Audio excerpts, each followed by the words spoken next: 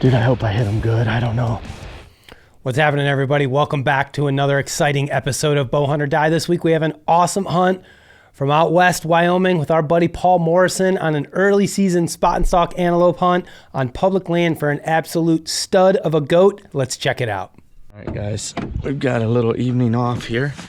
We got some clients coming in tomorrow, but as of right now, I've got a little bit of time to hunt. So my older brother's in town. He's gonna run the camera.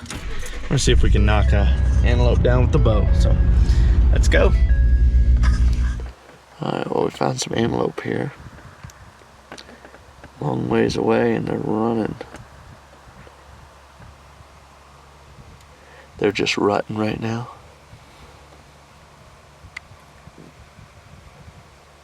So we're gonna try to watch this goat.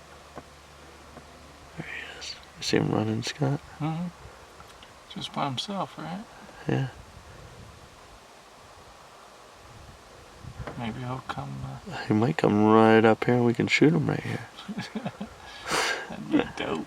Keep coming, son. Look, he's chasing those does. Oh, yeah, there's two. That means we might be able to decoy him in, Scott. Here.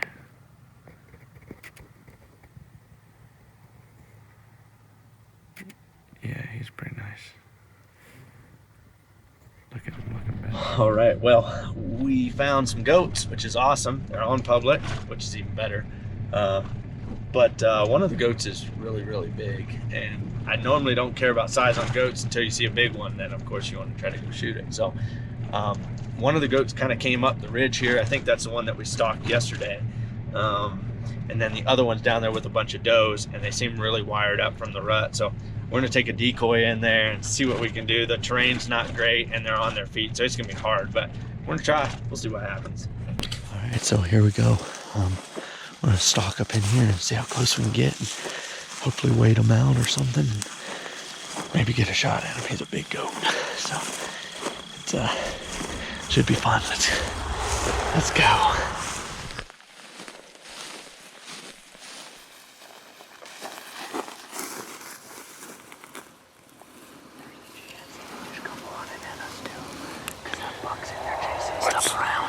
What's that?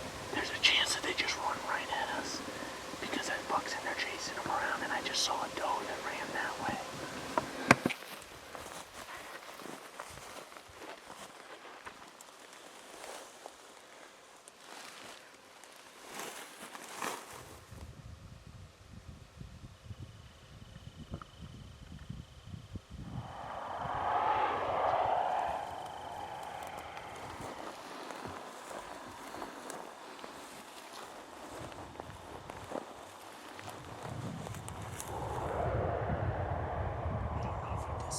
Let's see if we can disappear here.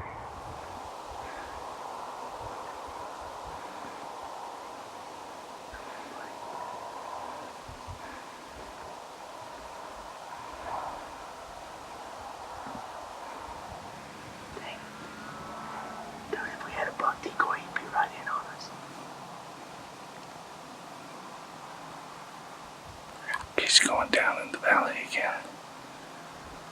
Dude, he's a big goat. You got any good footage of him? How far are we? Like 250? Probably 300 yards. What? Probably 300 yards. It's one of the biggest goats I've seen out.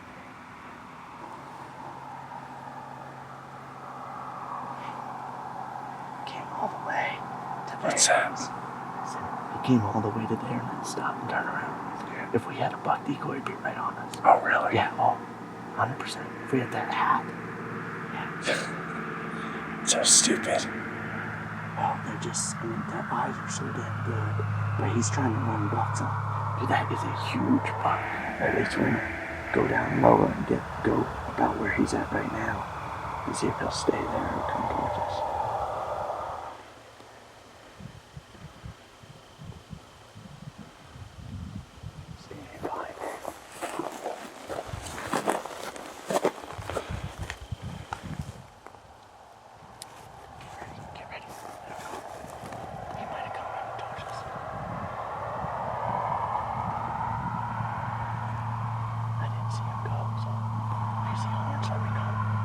What's that? If you see horns, let me know. Okay. He's gonna be at like 25 and he's coming. Here he comes. Here he comes. There he is.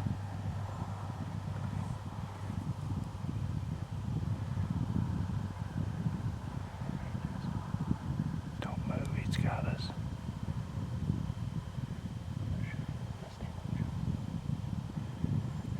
There he is.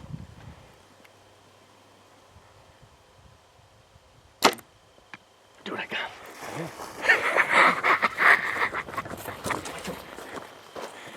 Dude, watch him. I hit him. Don't hit something hard.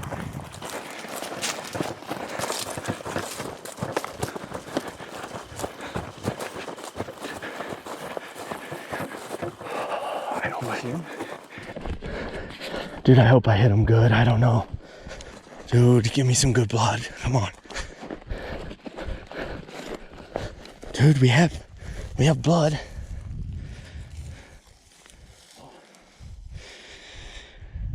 We have blood, guys. So I don't know how much footage we got of this, but this is a really big goat, and we've been bouncing around trying to get a shot at him. He had lots of footage, but we're up here in the mountains, and this goat just came in, and I didn't have time to range. I'm set on 20. I held the 20 about a foot over its back. So right now we have blood, so I hit him. He went taking off like a death run, but we haven't seen him run over the hill yet. So we're gonna come up to this hill and hopefully he's there, or we can get another shot at him. So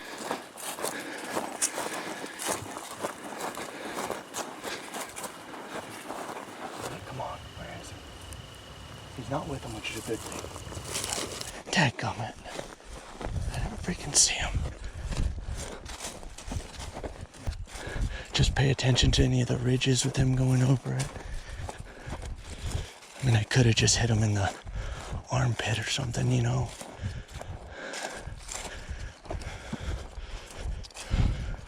Alright, so the only thing we can do now, instead of keep going, we're gonna check this ditch line. We're gonna go back and look, see if I missed him, and maybe he was dead on the fence line, which wouldn't be best case scenario, which I don't think happened. But we can get the truck over there and look down on this side. Dang it. Alright guys, so quick update again. I just got back to the truck. Looks like I might have found my goat from last night. You know, honestly, when we went back and looked at the footage, the shot didn't look horrible. I was worried about up and down, and it might have actually been a little bit more forward than anything. I'm not 100% sure, but because the weeds kind of covered it up a lot. But I think I might have found this goat. I'm parked about where we shot it. I'm gonna go about 400 yards down here and then up the hill, and hopefully that's our goat, and we can get him. The meat still should be good. It got really cold up here last night, so we'll see if we can get up here and find him. All right, hiking up this hill where it looked like this goat's laying. We shot him on the other side of the road, and I didn't figure he'd cross, but obviously if it's him, he did.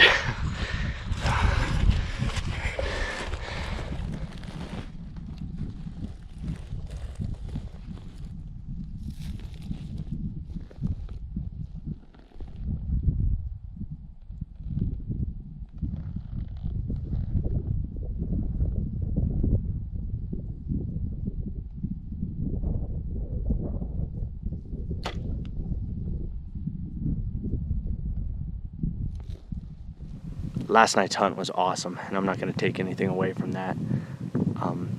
My brother was over the camera, which he hasn't got to do much hunting, and it was pretty cool seeing this big buck and actually end up decoying him in. He was running the camera, and I think he had a good time.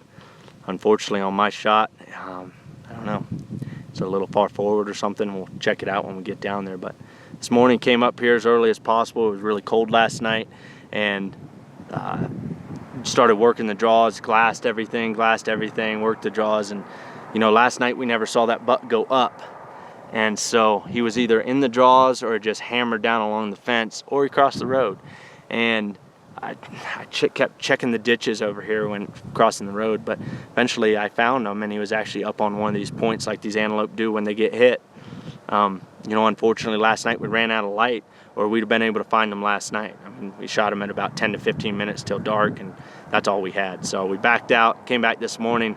Unfortunately, he was barely alive, but he had his head, you know, kind of laying down on the side, and I snuck up to him and put another one in him at about 30, and he just smoked down here to this bottom and tipped over. So like I said, it's not exactly how you want it to go. You know, I want to watch him tip over on the first shot, but the next most important shot that I always tell people is that second shot, second opportunity.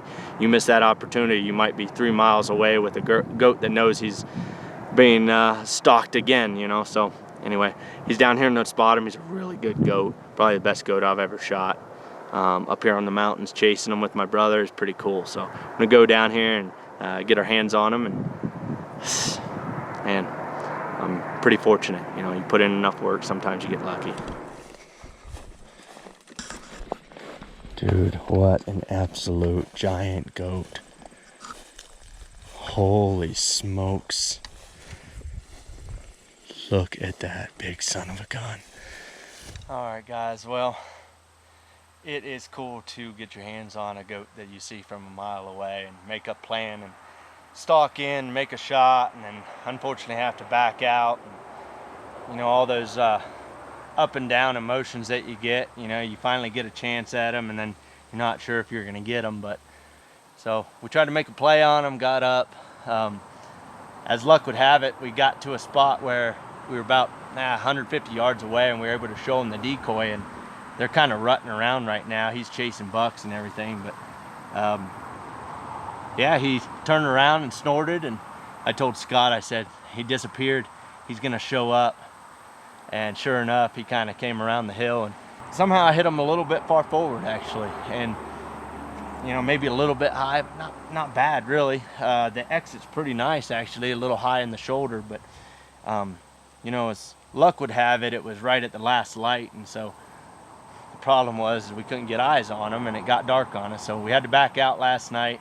Came out this morning, looked and looked and looked, and here about 9:30 or something, I actually found him across the road on the opposite side, probably only about 500 yards away, but he wasn't doing so good. Initially I thought he was dead, but got up on the hill and was able to put another arrow in him and finish him off. He ran down into the weeds. It's actually closer to the road, but yeah, just a pretty cool hunt, big goat, and I got to share it with my brother, so that was pretty sweet. So I called him this morning. He's headed to Seattle for work, so called him this morning, told him the good news, and now I get to try to get some pictures by myself, unfortunately, and hopefully they turn out and get to show you how cool of an animal he is. But you're gonna enjoy them. They're good eating. We like to eat them anyway. We tell all our clients the back straps are no good, that way they leave them behind so that we can have them, but if you fall for that, you're pretty dumb, I guess. Anyway, gonna get a tag on them and we'll get to cutting. So another goat down, and my antelope buck season is over. So I hope you guys enjoyed. All right, here we go. Another quarter up job. Not that far of a drag if I had to drag, but I am quartering up and packing out. It's just easier. But we're hanging these back straps up so that they cool off right away. We're just working on it. Flies aren't great right now, but pack it all in the pack, head back to town. It's not that bad of a pack, really. I don't know exactly know how much this weighs, but probably around 50 pounds, something like that, with everything on it. And my waters and my camera stuff. Not too terrible. Got about 600-700 yards to go to get to the road, so really not that bad. Not too bad terrain. It's been a good day. Recovered the animal from last night, finished him off, made a good shot. Died in about 50 yards in the shade. can ask for much more than that. Well, that was an absolutely awesome hunt and a great buck that Paul shot last year out there in Wyoming. You know, I should be in Wyoming antelope hunting right now, but unfortunately, there was a massive winter kill and die off of antelope, mule deer, and whitetails in that area. So maybe a couple years before I get back out there to hunt any of those animals, but hopefully I'll be out there next year on an elk hunt up in the mountains with Dustin, if I am lucky enough to finally draw that coveted Wyoming tag for next year. But once again, congrats to Paul. Awesome hunt, public land. Got to share it with his brother. Really nothing better than that. So next up, guys, we're going to jump into an Ask the Experts section brought to you by our good friends over at Lancaster Archery and our buddy PJ Riley. So this question comes from Sam Lafferty, who asks, how often should you check to make sure that your bow is in tune? That is a great question. Let's see what PJ's got to say. Justin and Todd. So this bow hunter, he wants to know, how often does he need to check the tune of his bow? Need is a very relative question. Obviously, you need to check it anytime it goes out of tune. You know, you always want your bow to be in tune. So if you have the equipment to do it, you can check it as often as you want. You know, some of the things that are most likely to happen is that your cams come out of time. They're not synced together. You know, you're going to need a draw board to be able to check that, and then you would need a bow press to fix it. Although, however, with the Matthews stay afield system, that can substitute as your bow press. But, you know, those are some of the things you're going to want to check for. Your cam timing. You know, you shoot through paper every now and then. See if anything has shifted. It shouldn't is the answer, but usually, you know, those cams, string stretching over time, it doesn't take much for those cams to come out of time. That's probably the issue that you're going to have to deal with the most. As far as rest movement, or, you know, start getting left-right paper tears as you're paper tuning, that shouldn't be a problem, assuming everything is locked down. But hey, there's nothing wrong with just every now and then taking a shot through paper, making sure you're still getting that bullet hole. If you're not, then you can start dissecting the problems. As a rule of thumb, I would say I would check it about every 2 months. You know, just run through a checklist and make sure that bow is shooting good for you. Hey, as always, thank you to PJ and the folks at Lancaster Archery for that great answer. You know, when it comes to tuning your bow, for me, I'm usually tuning it when I set it up. I'm usually going to check it again before the season.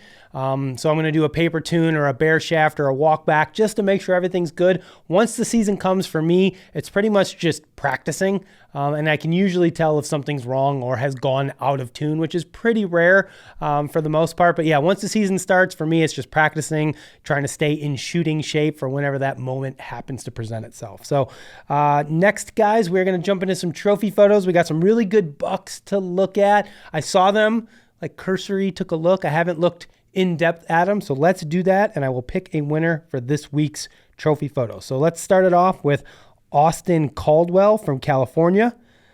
We've got Rod Bridgman from Illinois, John Payne over in Pennsylvania, and we're going to round it out with Josh Dugas in Maine. So let's take a look. Oh, the California buck, dude, that's got to be this year, right? I mean, that's a velvet deer. I know that these other ones obviously are last fall, but California, that is a cool buck. Man, this Rod, dandy buck, good photo.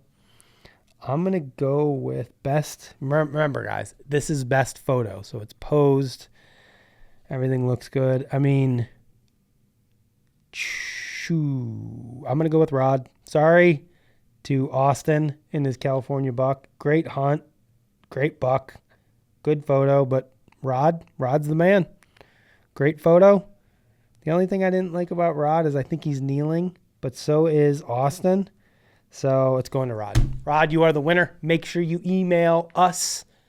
Really, it's just me because Todd is out on vacation in Colorado, in Brosman, Montana right now, seeing his son at college. He'll be back hopefully by the time we do the next episode. But Mr. Rod, if you want to send your information to info@bowhunting.com, we will make sure that Paul, who's our new community coordinator here at the office, gets your package sent out to you. We got lots of fun goodies to give away. You know what I'm going to give when Rod emails us? You're going to get a couple packages of brand new NAP broadheads. I don't know what they're going to be. I'm going to dig through my personal stash. I'm going to give 2 packs of NAP broadheads to Mr. Rod, along with a Bowhunter Die hat. This is an HHA hat, but it'll look something like this, but it'll be Bowhunter Die. Same instead. shape. Same shape. It'll kind of look like this. This one's too big, but this is what the cool kids do. They put their ears inside. This is what I'm going to look when I audition for Hushin'. And I want to be on their video. So anyways, that's all we got for today. Y'all, we have some more exciting hunts coming up, to be honest with you, in the future.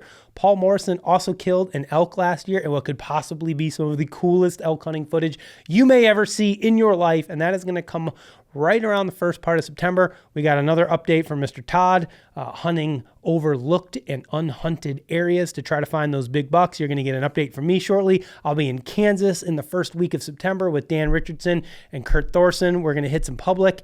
We're going to be saddle boys for a week, and we're going to brave the ticks and the mosquitoes and the poison ivy and the other yahoos running around on public land, see if we can't get something killed down there. So guys, season is coming. Shoot your damn bows. Make sure that they're tuned, they're sighted in, you're shooting good, and everything is in order, because you're going to snap your fingers and blink your eyes. A genie's not going to appear, but deer hunting is going to appear very, very shortly. So we will see you next time right here on Bowhunter Die.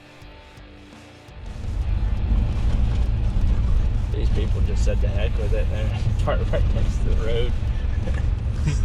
We're gonna go right in between them and dust them. Well, that was a dandy goat that Paul shot. I was gonna say Paul shot, and I said pot. You ready? Let's do it again.